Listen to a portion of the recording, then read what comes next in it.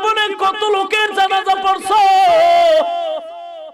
মনটারে কি জিজ্ঞাসা করছো রে মন? আজকে যার জানাজা পড়লাম, কোন দিন যেন আমার জানাজাটাও রেডি হয়ে যায়। ভালো মানুষ, কোন রোগ নাই, হঠাৎ করে মরণ কি হলো, স্ট্রোক করে মারা গেল। লক্ষ লক্ষ মানুষগুলি দৌড়ায় আল্লাহর ওলির জানাজা দেওয়ার জন্য, জায়গা পায় না, খানা নাই, ঘুম নাই। একটা নজর দেখবো, আর জীবনে দেখা হবে কিনা জানা নাই। একটা নজর দেখার জন্য পাগল মুসলমান ইমানদার।